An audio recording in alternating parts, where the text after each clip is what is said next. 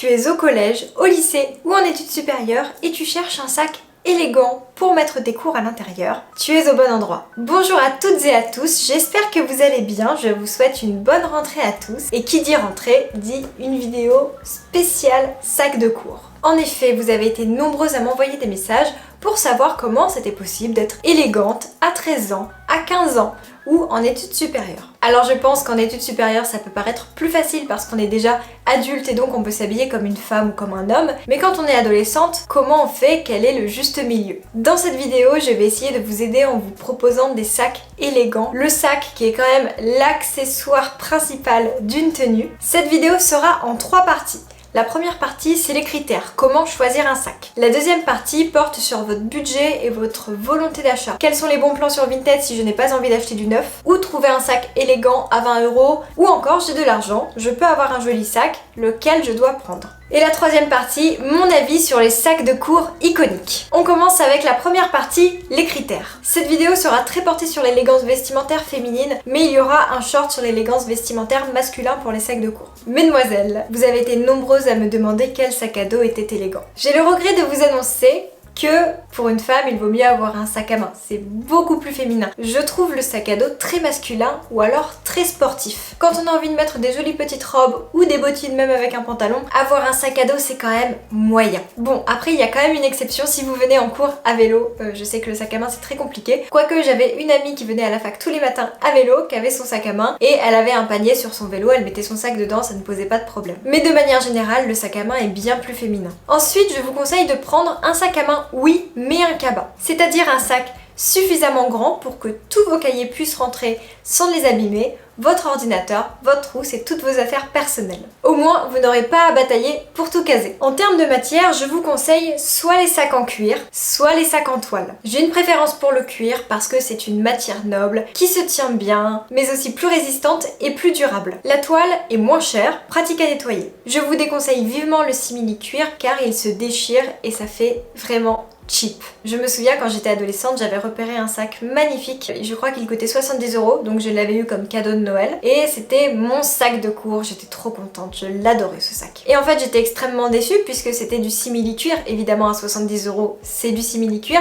Mais je vais vous donner mes astuces juste après pour avoir un vrai sac en cuir moins cher. Et en fait, bah c'était pas joli quoi, parce qu'il était tout craqué. Sous la couche de cognac, en fait, il y avait les petits morceaux blancs du tissu sous le simili-cuir. Et j'étais absolument dégoûtée. Donc je vous conseille vivement de ne jamais dépenser d'argent pour du simili-cuir. Parce que même si c'est un produit à 20 € c'est déjà trop pour quelque chose qui va se déchirer et qui n'aura aucune tenue au bout de la 2e ou 3e fois que vous le porterez. Ensuite, choisissez un sac épuré. Ça va peu vous étonner, mais on oublie le Desigual, le Lollipops ou encore tous ces petits détails un petit peu partout. Less is more, même pour les sacs à main. Ensuite, il faut toujours que votre sac à main soit hydraté et propre. Je sais qu'on n'a pas toujours pour habitude de mettre de la crème hydratante sur ces sacs, mais faites-le ainsi que vos chaussures et vos blousons en cuir. Vous allez voir qu'ils sont comme neufs et ça leur fait du bien. N'oubliez pas que le cuir ça reste une peau et il faut l'hydrater. Pour les produits, je vous conseille la marque Saphir, c'est pour moi la plus efficace. Et enfin pour terminer, les couleurs. Donc vous avez le choix du camel,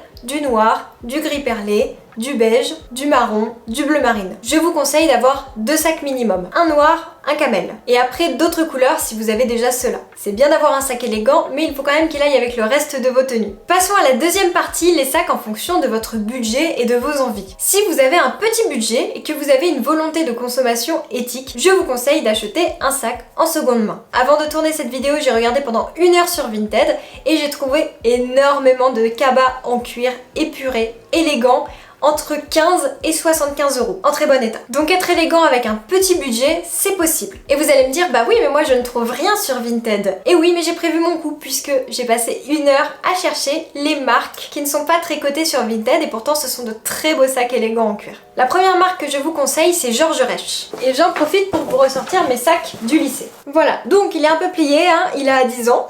Mais vous voyez, il est toujours là, donc il est en cuir. Je l'avais acheté sur Vente Privée qui est maintenant devenue VP à 50 €. Là je l'ai sur Vinted en gris à 15 €, en cognac à 30 €, encore en cognac à 10 €. En plus que moi je n'ai pas, il a un petit zip, c'est très pratique pour la pluie.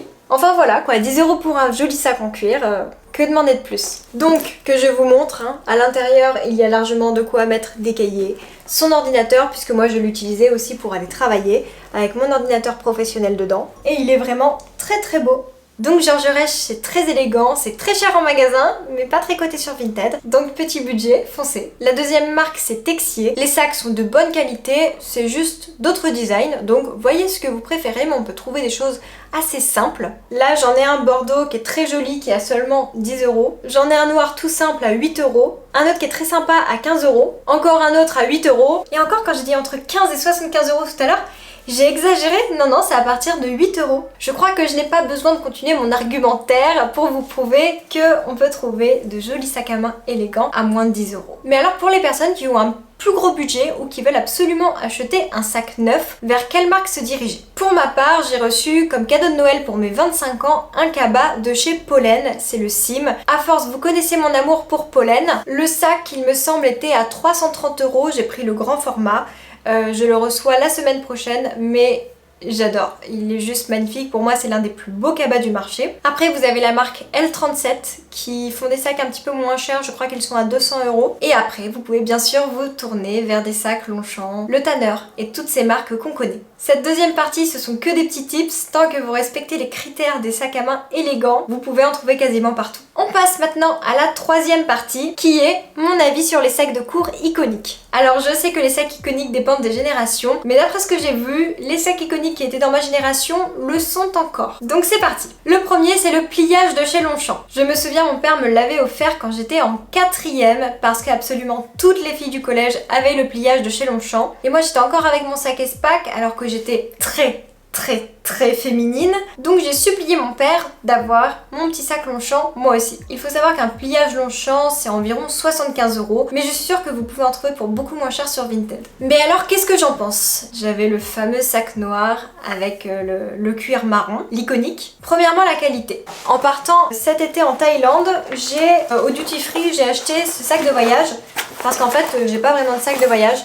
Donc j'ai pris un très grand bleu marine et en fait je l'aime beaucoup parce que vous voyez, il a le cuir bleu marine comme le reste du sac. Et donc ici il y a une petite broderie discrète du cheval. Et la vendeuse me disait ah oui, et puis ce sont les meilleurs sacs, ils sont de très bonne qualité. Moi j'ai dit bah bof parce qu'en fait les coins souvent ils s'abîment. Enfin je ne sais pas vous hein, mais moi j'ai passé des années et des années de cours avec mon pliage en tissu de chez Longchamp et les bords étaient troués et ceux de toutes mes copines aussi. Pourtant on le maltraitait pas forcément, on le posait juste délicatement par terre de temps en temps, mais on le traînait pas. Donc je trouve que ce n'est pas non plus de la super qualité, mais si on prend du recul, ça reste un sac à 75 euros.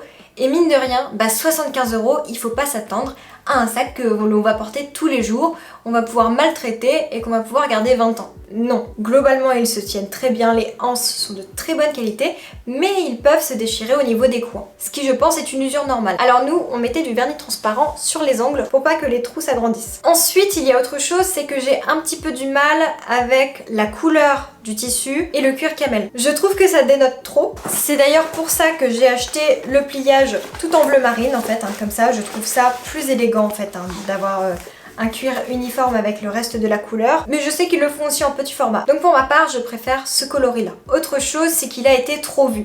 Tout le monde avait un sac Longchamp. Donc quand on voit une même pièce partout, c'est un peu lourd. Ça reste un très bon sac qui a un très bon rapport qualité-prix, qui est parfait pour les cours. Mais si vous choisissez ce sac, essayez d'être un petit peu plus original, de prendre soit le cuir comme j'ai fait de la même couleur du tissu, ou alors une édition spéciale si celle qui sort cette année est élégante. Le deuxième sac iconique, c'est le sac Gérard Darel, que j'ai eu aussi. Le premier que j'ai eu, je l'ai acheté sur le Bon Coin à 40 euros parce que j'étais étudiante et que je n'avais vraiment pas d'argent, mais vraiment pas. Donc je ne pouvais pas mettre plus de 40 euros dans mon sac et c'était déjà beaucoup. Et à la fin, en fait, il était tellement abîmé que j'ai fini par le jeter. En revanche, je me suis acheté deux autres sacs qui ressemblaient à des Gérard Darel. Je vous donne le tips hein, parce que ça pourrait vous intéresser.